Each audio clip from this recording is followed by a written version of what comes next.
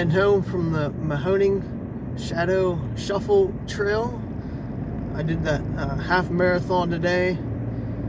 They also have a 5 and a 10K. Half started at 9 a.m. The 10 and the 5 started at 10 a.m.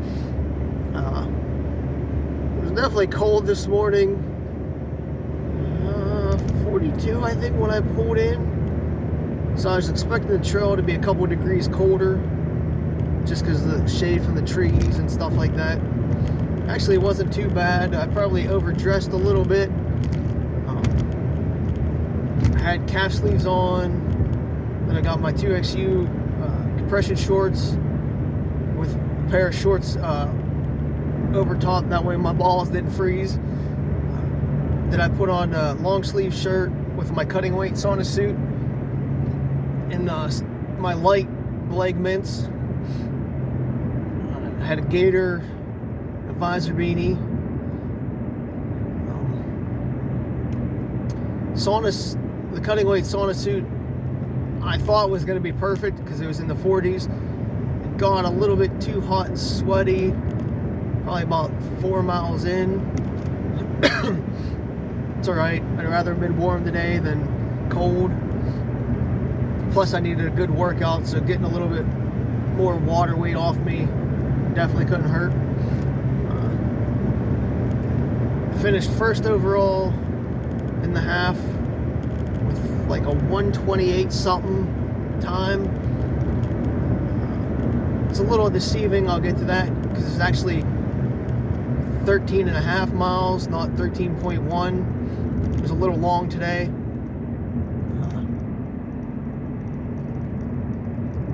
Decent crowd, I guess. Yeah, because we started at the ball fields by the VFW in Punxsey, and then headed out that little by the tunnel as we hit the trail as a straight out and back. It's a lot easier going out than it is coming back because it's more of a steady incline on the way back. So you gotta watch yourself. If you don't know that, you can burn out, but you also can tell on the way out that you're more or less going down on the way out. It's a pretty flat rail trail, no potholes or nothing. It's pretty compact. A lot of leaves today on the trail. Definitely a lot of leaves. There's whole sections that there was just like a complete layer of leaves, but it looked nice because you can see all the fall colors and stuff like that. Wasn't really zoned in too much today. Was trying to take it easy a little bit. I was only going to go as fast as I needed to. Wasn't trying for like a PR or anything like that. The goal coming in was to finish under an hour and a half. So I was shooting for 7 minutes or less per mile pace, which that would give you like a 1:31. I know that, but I was just going to say a 1:30 was going to be my goal. I definitely got that. Since I got a 1:28, let me see what pace was overall. My pace was a 6:34 minute average per mile. Again, I got 13.46, so 13 and a half miles, not 13.1. I wasn't really efficient today on the trail. Half the time I was trying to cut the corners and tangents out. Half the time I was just keep taking them wide. I don't know why I kept going back and forth with my decision of what to do today instead of running it smart and efficiently. I probably should have ran the whole thing efficiently so I was closer to 13.1, but I want to get 20 miles in total for the day, so I guess being longer helps me get less later. Took off from the beginning, pretty much. Well, I did lead the whole race. Only looked back starting at mile 3, see if anybody's close. I didn't see nobody.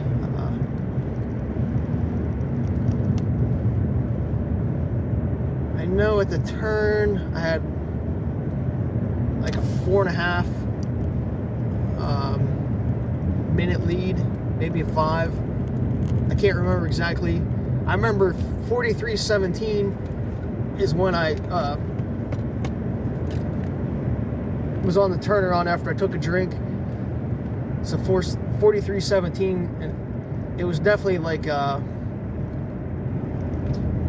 know it was at least 45, 46. It might have been 46. I know it was at least 45, 46. Could have been 46, 46. Either way, I knew I had like 4.5, 5 minute lead on the turn. So hoping for a little bit more so I could take it easy. But again, to stay under my hour and a half, I couldn't really pull back too much, but if something happened, still had a little bit of a cushion.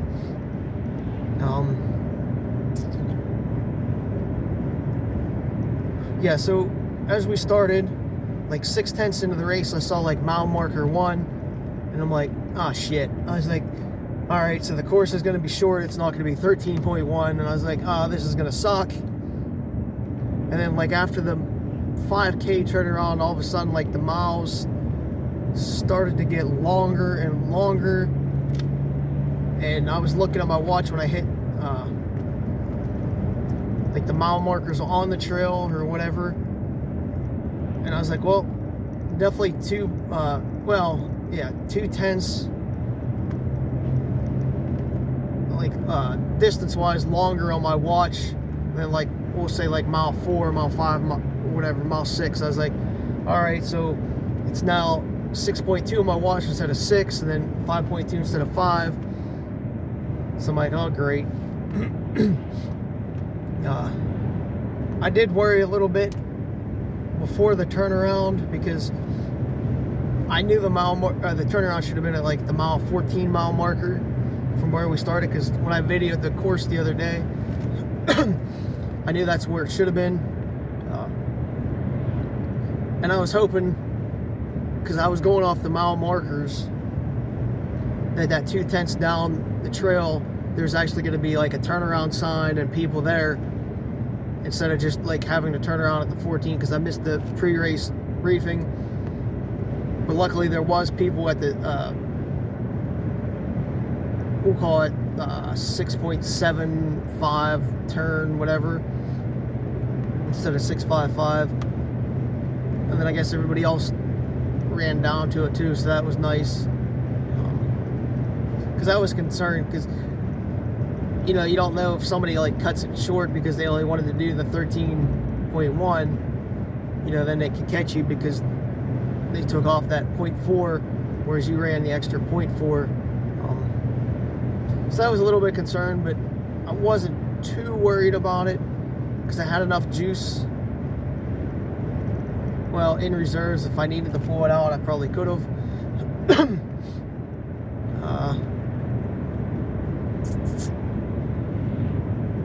I think there was like 4 water stops. I didn't take any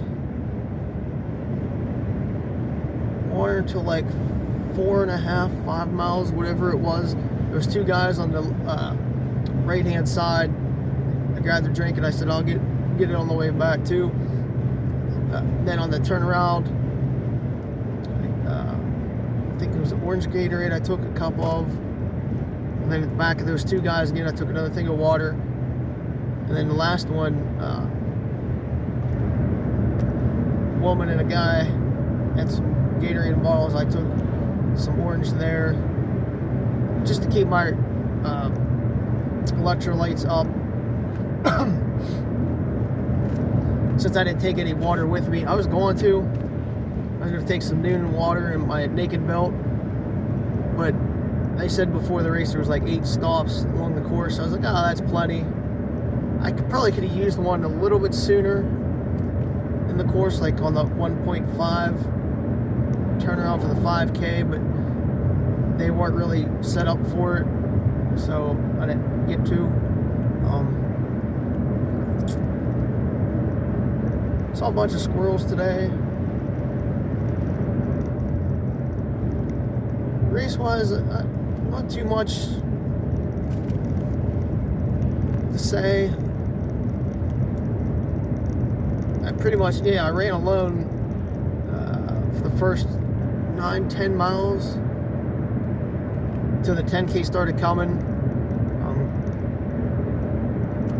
So I passed them, I passed first place going out for the 10K, probably about a mile from his turnaround, so that would have been like, yeah, we'll just call it 10 miles I ran by myself.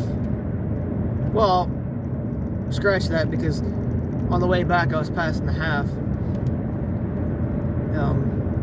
But then once we got to the 5K part, turnaround,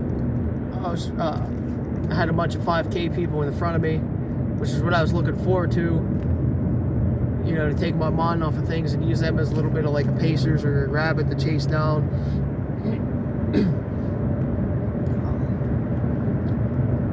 Yeah, so I know on the way out, first couple miles were a little bit faster than probably needed to be. Might have cost me later, but I think they were low 6 the first couple. I'd have to look. I know on the way back it was weird. Something was off of the GPS, because it was like 7-minute mile paces, and I'm like trying to push harder and harder and harder to get it down in the 6s. And I was like, I know I'm running in the 6s. I could feel it in my body. Like I just had that feel I was running in the 6s. And the watch kept saying 7, but then I'd hit the mile marker and it'd be like a 6:40, 6:50, and I'm like, what the hell is this? I was like, this is bullshit. You know, I'm trying to look at my watch while I'm racing to see what my pace is, and it's off a little bit. So I don't know if it was the signal or what was going on today. It was a little annoying, but whatever, still achieved my goal.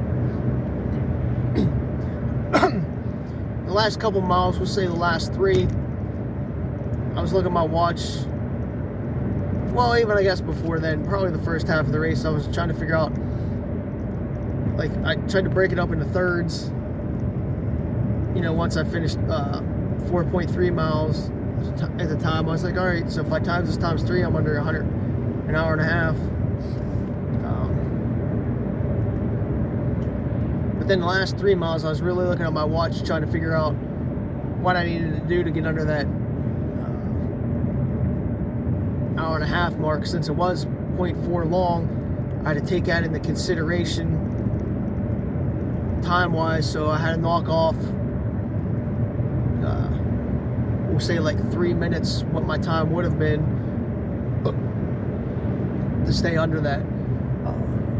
So if it was like a 13.1 race, and it was, we'll just call it 4/10 long, we'll say I would have knocked a solid 3 minutes of time off, so I would have ran like a 1:25 instead of a 1:28.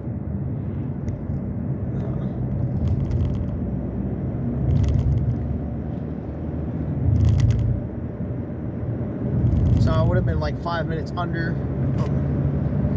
So the 1:28 was kind of getting close, but again, with 4/10 long, you know, I'd had to push the pace a little bit more. I knew I had it, and I had it in reserves if I really needed to do it, or really needed to push. I think I went back down to like a 6:20 last mile or two as I got into the 5K people, just, you know, to push myself a little bit more to stay ahead of that hour and a half.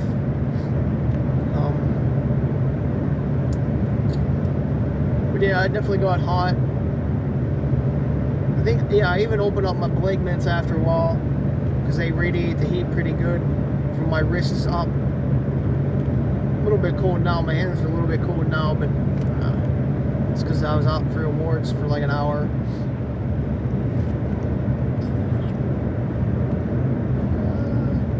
I don't know, I got a cool award. This little picture thing. I don't know if you can see a real good view of it. It says like Mahoning Shadow Shuffle men's half marathon overall, and there's a quote. Here's the quote: "And then I have nature and art and poetry, and if that is not enough, what is enough?" Vincent Van Gogh. But the picture's like a nice picture of the trail in the fall, so that's something cool. Never had a picture like that before for an award. It's actually the first time I've done this race. Been on the trail a couple times. Again, I videoed it the other week for people to see. So I pretty much knew what I was going to run into, what to expect. Talked to a bunch of people after the race. Had fun.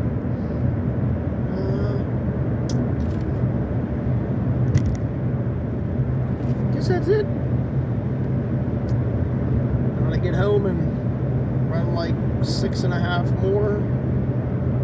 Get my 20 in for my marathon training. But one of the reasons why I came today is I'm using this as a training run for the Indiana Roadrunners in First marathon next month that I'm signed up for, because it's all on rail trail. Another damn rail trail.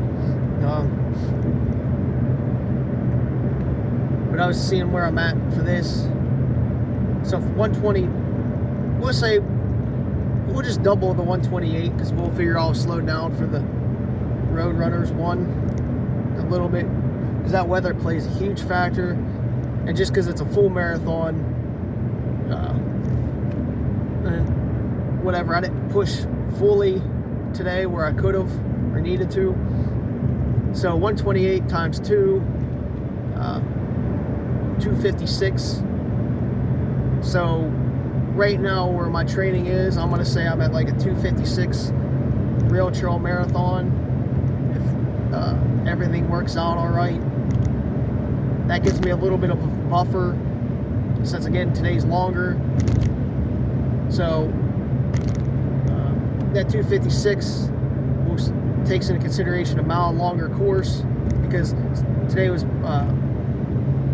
like 4/10 long, so you times that times 2 with my time, so 0.8, so we'll just call it a mile. So it gives me like a mile buffer time wise, and also to slow down or be slower because of my just a longer distance, and being on rail trail is just gonna kick my ass. So I'd be happy with that right now. If you told me next month I could do 256 or less, well, I guess the goal would be under 3 hours. So if I'm on a 256 whatever pace right now, training wise, I'd take it. Anything less than that, superb. Woo! Take that even more. But I know my legs are feeling it now, because it's just rail trail, and I don't run rail trail enough, nor do I want to. So it kicked my ass, and I'm already feeling it.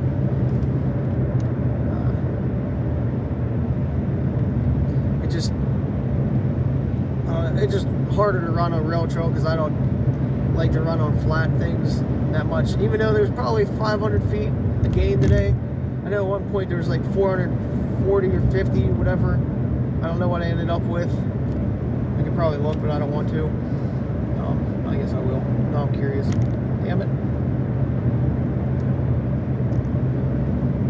So I mean, it's not flat, but realistically, it is. So I'll have 502 feet up.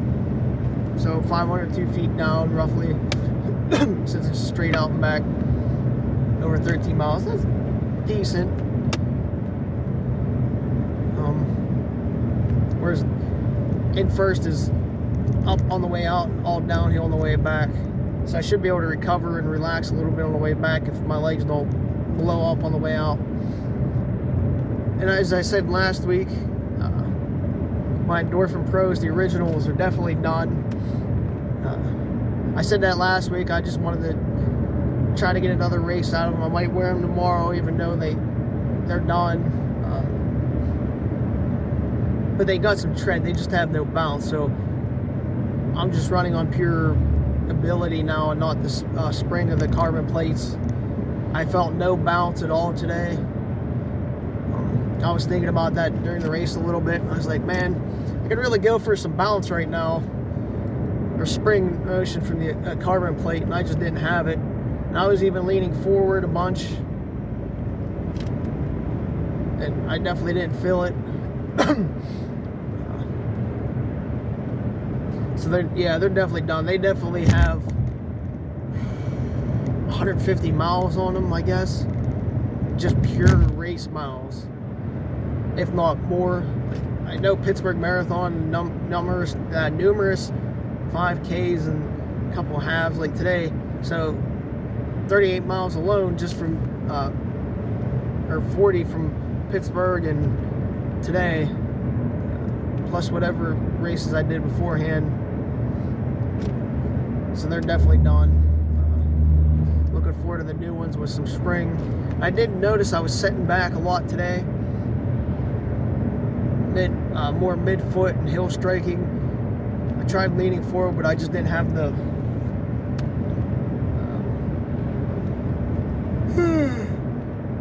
I guess spring. Noticed that in training too. I've been hill striking or leaning back a little bit more. Not because my runs have been a little bit slower instead of forefoot striking. And then when I was forefoot striking today, when I made myself lean forward, my legs definitely got tired quicker. So I'm gonna have to work on that in the next couple of weeks. Get my muscles built back up for spring.